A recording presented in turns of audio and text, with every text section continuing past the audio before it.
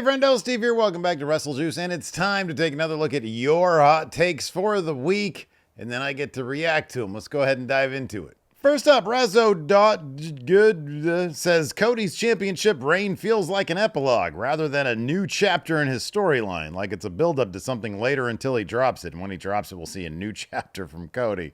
All right, well, let's dive into this because I've seen there's like another one in this hot takes thread that says something along the lines of they've done a bad job establishing new challengers for Cody's title.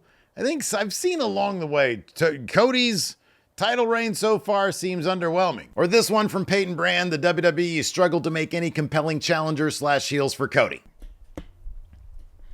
It's been 6 weeks. He's already delivered one 5-star match against AJ Styles. I will say this, and in fact, it sort of inspired me to put together like a video essay that I hope to get started on this weekend because it's something I've never really done here at WrestleJuice, actually take my damn time with a video. Like a lot of these videos are just like I plunk down in front of the old camera and then I talk a lot and then et cetera, et cetera. But I'd like to take a look at other sort of I finished the story baby faces coming out of WrestleMania.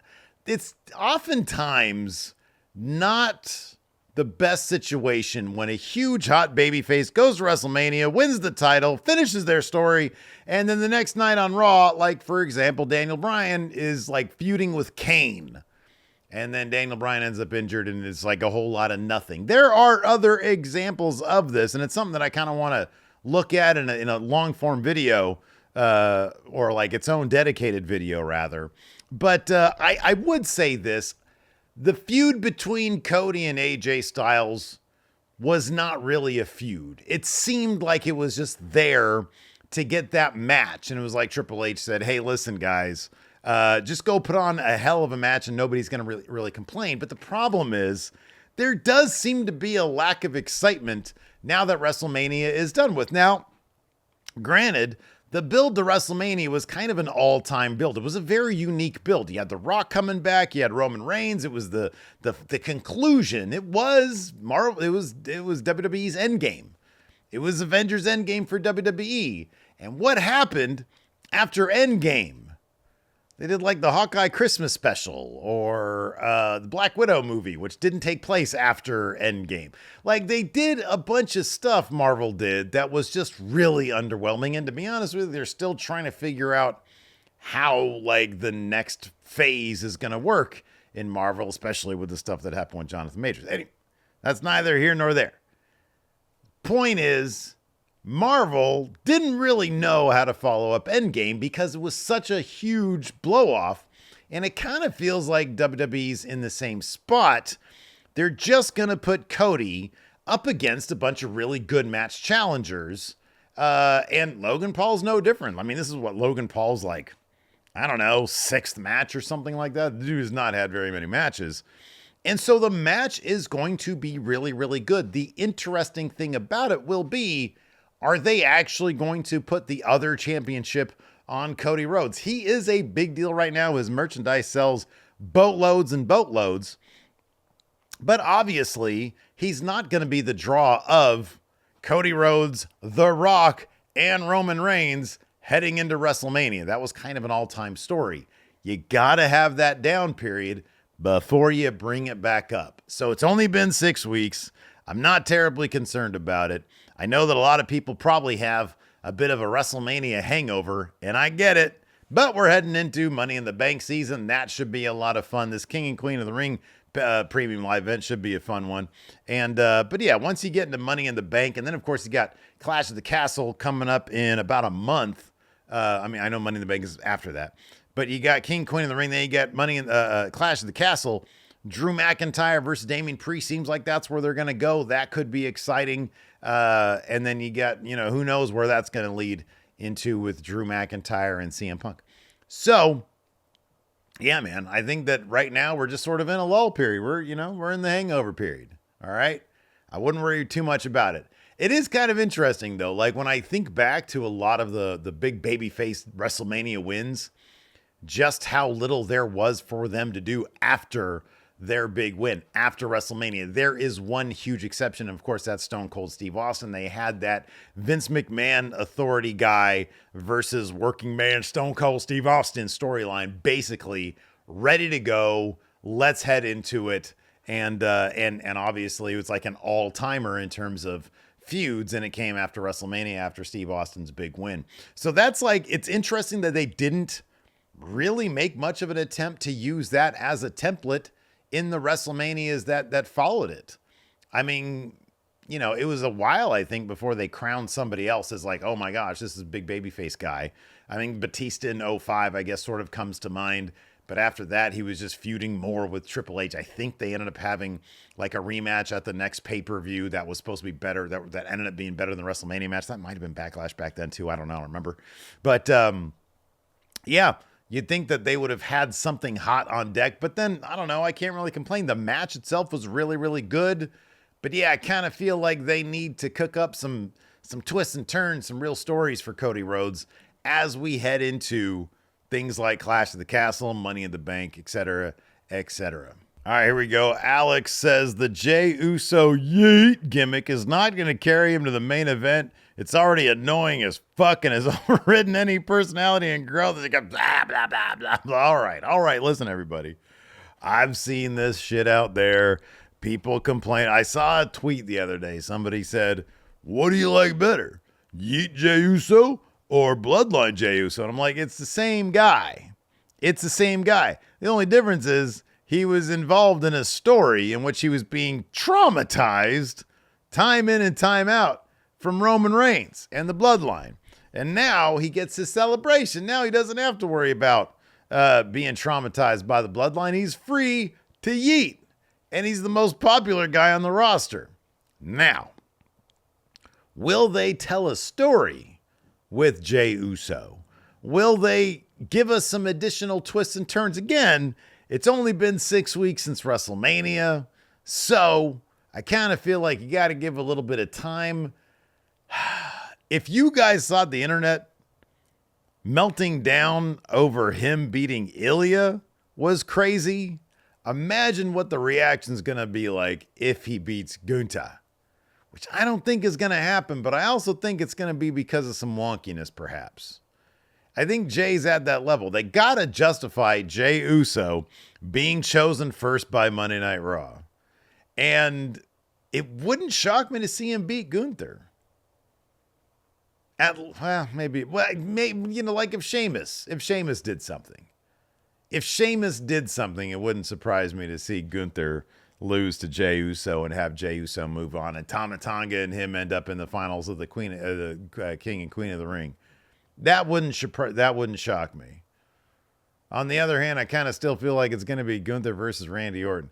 In any event, leave Jey Uso alone. The guy's a really good wrestler. He's the most popular guy on the roster. He ain't doing nothing wrong, but I kind of feel like they do need to get telling some stories with the guy. But I mean, they had the thing where he won the match to get the title shot against Judgment Day. They probably should have done more stuff with him in Judgment Day in the title match lead up.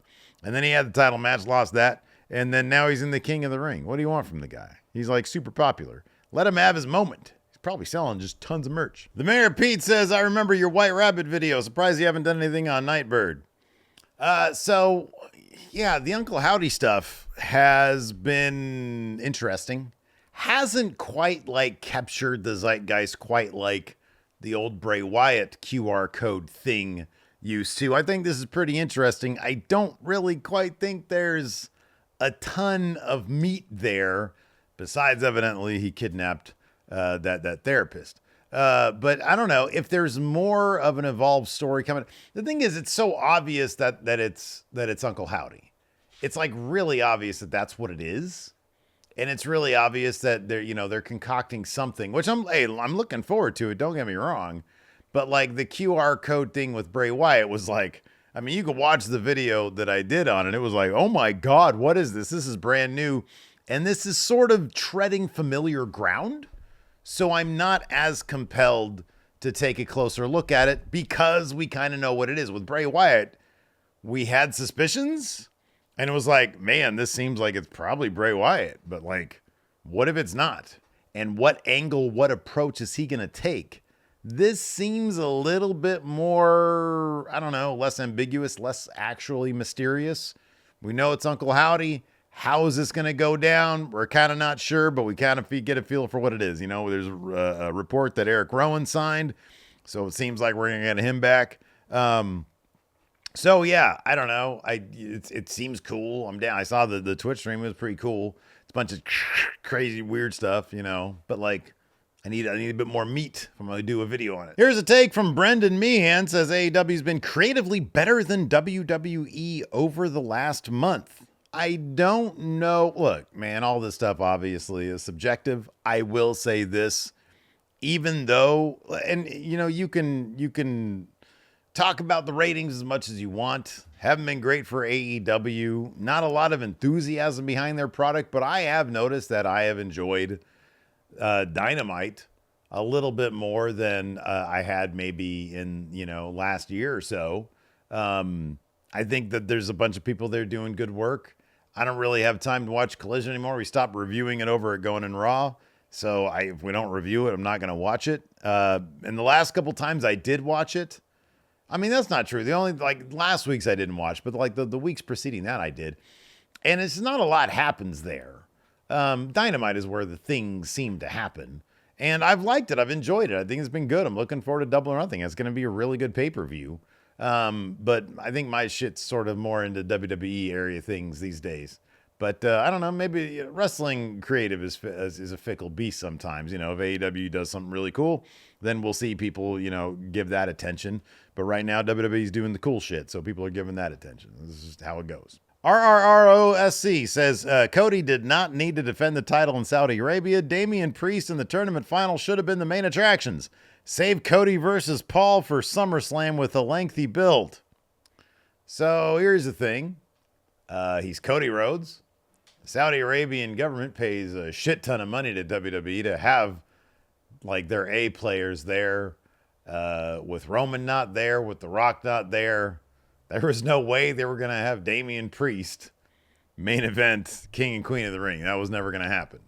Cody Rhodes is their special attraction right now. He's going to be on every show, minus like Monday Night Raw. But otherwise, Cody is always going to be at the premium live events, and he's probably always going to main event them, just from a business standpoint. If I was a Saudi Arabian government, I'd be like, the fuck, I'm not paying for Damian Priest. I'm paying for Cody frickin' Rhodes here, man. Come on now. That's what do we do? What? No, sorry, man. He did need to defend the title in Saudi Arabia. He absolutely did. It was a really good match, too. All right, I like this one here from Flying Farron. Says, one wrestling hill I'll die on is that squash matches are and always have been time-wasting trash. Not once have I been interested at all in squash match wrestlers. Likes of Braun Breaker nowadays, Goldberg, Ryback, Braun Strowman, etc., etc. Yeah, I kind of actually agree like 90% of this take. I think, for example, for some reason, it worked with Goldberg. I don't exactly know why. I think it was because, like, so much of the talent in WCW had, like, already been established. And Goldberg, I'm not a fan of the guy, but I can admit that he had the charisma. He had that X factor that made people tune into him. And having him squash a bunch of people, my dog just sneezed. Having him squash a bunch of people was just kind of cool. I can't explain it. But like 9 times out of 10, I totally agree with this take. Squash matches sort of do nothing for nobody. Even back in the territory days, like when I would watch territory wrestling on my Twitch channel, like I'd watch these shit, like early Monday Night Raws. It's like 90% squash matches. It's just boring. Doesn't do anything for anybody. Oh, wow, here's a hot take. HMB says, I really wish SmackDown turns into a 3-hour show. It's got a good roster to tell good stories in 3 hours like Raw. Plus, I can't get enough of wrestling. Wow, that is a hot take right there. Yeah, I'll pass on that one. I like SmackDown as the easily digestible show. It's 2 hours. You get a lot of clips that probably show up on YouTube. It's a very clippable show. Whereas Raw, you get all that meat. I can only do one plate of nothing but meat a week, man. And that's Raw. I need a sampler. I need that SmackDown sampler right there that I honestly, like, half the time, you don't even have to watch SmackDown. You just hop on YouTube and you can see all the shit that happened on SmackDown. These days, I got, like, kind of longer matches there, but Yeah, nah, man. I'm going to hard pass on that one. Hard pass on that one. One big giant plate of meat. I'm good for the week. Then give me the sampler. I'll take some of them Southwestern egg rolls. Maybe a couple of wings. Actually, that's not true. I don't like wings. What else comes on a sampler? Maybe a couple of sliders. A couple of sliders and a couple of Southwestern egg rolls, and I'm probably good to go. Disco Ball says if your wrestling attire constantly needs to be adjusted, it is not good attire. Naomi from Friday is an example, and Ray has had many masks that made him adjust them between every move. If you can't cover your bits, it should be redesigned. So I kind of agree with this one. Like, there's been a couple incidents lately where a female nipple will slip out, and then the screen goes to black because, you can't, God forbid, you show a female nipple on the television, which I get, kind of, maybe not. That's one of those weird things that I kind of don't get. But yeah, no, I kind of feel this. You need to, I think, like, that's sort of underrated, isn't it? Like, hey, I'm going to get some wrestling attire made. Okay. Can you make sure that my bits don't fall out? Can you make sure that, that the candy doesn't show? And then, that's priority number one. Then make sure you make it really cool looking. But yeah, I've noticed that too. A couple times lately, got some spillage happening. Wardrobe malfunctions. Oh man, I've seen that. Yeah, maybe get that shit fixed. Maybe that should be higher of a priority. I get it. All right, that's going to do it for this edition of Hot Takes. Thank you, everybody, for your hot takes. I appreciate it. Hit that thumbs up button. Hit the subscribe button and the notify bell so you always get notified whenever I've got a new Hot Takes thread going up. I should have one going up sometime this weekend because sometimes I like to film these things on Sunday. This one I didn't get to till a little bit later. You never know what's going to happen here at WrestleJuice. See you guys around.